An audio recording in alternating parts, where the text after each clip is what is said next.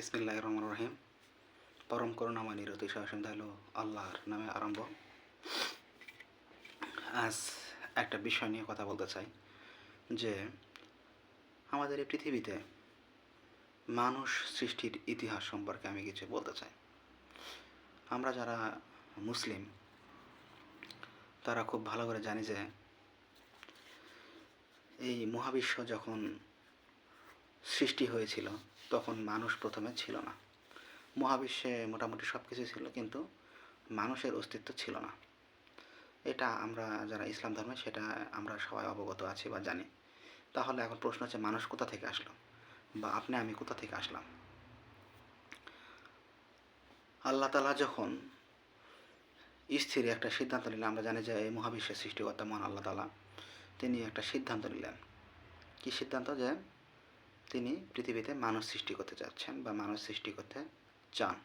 তো তিনি সমস্ত ফেরেশতাদের ডাকলেন, যত মাখলুক যত ফেরেশতারা আছে তাদেরকে সবাই ডাকলেন এবং বললেন যে আমি পৃথিবীতে মানুষ সৃষ্টি করতে চাই। তো এবার এক্ষেত্রে তোমাদের মতামত কী? তখন তারা ফেরেশতারা বলেছিল যে আল্লাহ, আমরা তো আপনার ইবাদত বন্দেগী করতেছি, আপনি কি এমন কাউকে সৃষ্টি করবেন যারা পৃথিবীতে রক্তপাত মারামারি ঘটাবে? তো তখন আল্লাহ তালা উত্তরে বললেন, আমি যাহা জানি তোমরা তাহা জানো না। এরপর হজরত আদম আলাইহিস সালামকে সৃষ্টি করা হলো এবং তার ভিতর রূহ ফুঁকে দেওয়া হলো, মানে আত্মা দেওয়া হলো। তারপরে যখন ফেরেশতাদেরকে আবার ডাকা হলো যে তিনি মানুষ সৃষ্টি করেছেন, এবং বললেন যে তোমরা যে তোমাদের ধারণা যদি সত্যি হয়ে থাকে তাহলে তোমরা এই যে অনেকগুলো জিনিস উনি আল্লাহ সুবহানাহু ওয়া তাআলা ওখানে উপস্থাপন করলেন এবং বললেন যে তোমরা এইসব জিনিসের নাম বলে দাও। কিন্তু তারা কেউই বলতে পারলো না। আদম আলাইহিস সালামকে যখন বললো যে তুমি এসবের নাম বলে দাও, তখন আদম আলাইহিস সালাম সব কিছুর নাম বলে দিলেন। তো এরপর আল্লাহ তাআলা বললেন যে আমি যাহা জানি তোমরা তাহা জানো না। তো এ থেকে আমরা কি শিক্ষা নিতে পারি? আদম আলাইহিস সালামকে যখন সৃষ্টি করা হলো সেখানে অনেক শিক্ষা আছে, কিন্তু আল্লাহ তাআলা এই যে এই ঘটনাটা আমাদের সূরা বাকারার মধ্যে তুলে ধরেছেন। তো আমরা বাঙালি, আমরা আরবি পড়তে জানি না বা আরবির অর্থ বুঝি না, আবার অনেকে আছে আমরা কোরআনটাও ভালো মতো পড়তে পারি না, কিন্তু এই ঘটনাগুলো আমরা সবাই কম বেশি জানি বিভিন্ন তাফসির থেকে, বিভিন্ন বই থেকে।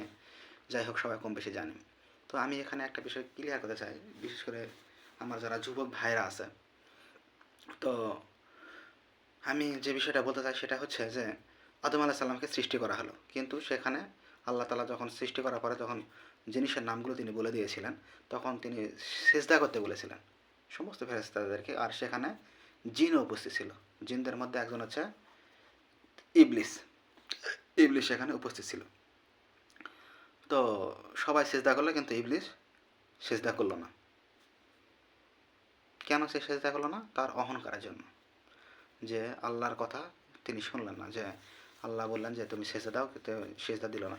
কিন্তু কেন দিল না? সে বিভিন্ন যুক্তি উপস্থাপন করলো। তো এই যে আল্লাহ তাআলা হযরত আদম আলাইহিস সালামকে সৃষ্টি করলেন, তারপর ফেরেশতাদের সামনে উপস্থাপন করলেন, এক্ষেত্রে আমাদের আসলে এখানে শিক্ষাটা কি? কোরআন তো আমাদের জন্য একটা গাইডলাইন, এখানে অনেক শিক্ষা আছে। এখানে এক একজন তাফসির এক এক যারা ইসলামের স্কলার তারা অনেকভাবে ব্যাখ্যা করেন। তো আমি যে শিক্ষাগুলো পেয়েছি সেগুলো আপনাদের কাছে শেয়ার করতে চাই। আল্লাহ তাআলা আমাদের সৃষ্টিকর্তা, তিনি জানেন যে কোনটা বান্দার জন্য ভালো এবং কোনটা ভালো না। তিনি যে একটা ফেরেশতা সৃষ্টি করবেন, এটা তিনি যে মানুষদের সৃষ্টি করবেন, এটা তিনি সবার সাথে একটা আলোচনা করতেছেন যে আমি এটা করতে চাই। এক্ষেত্রে আপনার আমার জীবনে প্রথম শিক্ষাটাই হচ্ছে, আপনি যখন কোনো একটা কাজ করবেন, সেটা হতে পারে আপনার পড়াশোনার ক্ষেত্রে বা আপনার বিয়ের ক্ষেত্রে বা আপনার জীবনের কোনো সিদ্ধান্ত নেওয়ার ক্ষেত্রে, আপনি জ্ঞানীগুণী কারোর সাথে পরামর্শ করবেন, খোলামেলা তার সাথে পরামর্শ করবেন। সে তার দিক থেকে আপনাকে ভালো মন্দ পরামর্শগুলো দেবে। এটাই গেল। আবার দেখা গেল যে দুইজন আপনারা একসাথে আছেন, যে একজন যখন, এখানে একটা শিক্ষা কি, আমরা যে কোনো কাজ করার আগে কি করব? পরামর্শ নেব। আমাদের যারা ভালো বোঝেন শিক্ষাক্ষেত্রে শিক্ষকদের কাছ থেকে, চিকিৎসা ক্ষেত্রে ডাক্তারদের কাছ থেকে, এছাড়া গাইডলাইনের ক্ষেত্রে, সব ক্ষেত্রে আমরা পরামর্শ করে কাজ করব। দ্বিতীয় একটা শিক্ষা কি, আল্লাহ যদি দেখা গেছে যে দুইজন একই আন্ডারে কাজ করেন, দুইজন লোক একই আন্ডারে কাজ করেন, বস যদি বলে যে তুমি ওকে এটা করো, তাহলে আপনি করবেন, কারণ আপনার বসে জানে কে ভালো কে মন্দ। ঠিক তেমনই যখন ইবলিস বলেছিল যে আমি সেরা আর আদম আলাইহিস সালাম সেরা নয়, তো তখন আল্লাহ ভালো জানেন যে আসলে কে সেরা আর কে সেরা না, সেটা তিনি প্রমাণ করে দিলেন। এই জন্য আপনার যার আন্ডারে বা যার ক্ষেত্রে কাজ করতেছেন তার অর্ডারটা সবসময় ফলো করার চেষ্টা করবেন। দুই নম্বর শিক্ষাটা গেল কি, যখন আপনাকে কোনো আদেশ করা হবে তখন সেটা চিন্তা ভাবনা না করে সেটা আপনি ফলো করবেন। 3 নম্বর এখানে শিক্ষাটা কি, 3 নম্বর শিক্ষা হলো এটাই যে আপনি আপনার জীবনের যে বিনয়ী হবেন আপনি। বিনয়ী এখানে কেন, যখন এখানে দেখেন বেশিরভাগ ফেরেশতারা সেজদা করলো কিন্তু জিন এখানে সেজদা করলো না। তার মানে আপনি এখানে কি করবেন, যখন একটা ভালো কাজ বলা হয় যে আপনারা ধরেন যে 100 জন আছে, যে একটা ভালো কাজের আদেশ করা হলো, সেখানে যে 100 জন করবে এমন কোনো কথা নেই। সেখানে হয়তো 80 জন করবে বা 60 জন করবে বা 70 জন করবে। যে বেশি যেটার ক্ষেত্রে আছে এটার কথা কিন্তু, যেটা আপনি যেখানে সঠিক সেখানে আপনি অর্ডারটা ফলো করবেন। তো এটা ছিল আমার হচ্ছে আপনাদের সাথে সবার সাথে শেয়ার করা। এই শিক্ষাগুলো আপনারা নেবেন। আর আপনারা জানেন যে আল্লাহ তাআলা আমাদেরকে পরীক্ষা করার জন্য এই দুনিয়াতে পাঠিয়েছেন।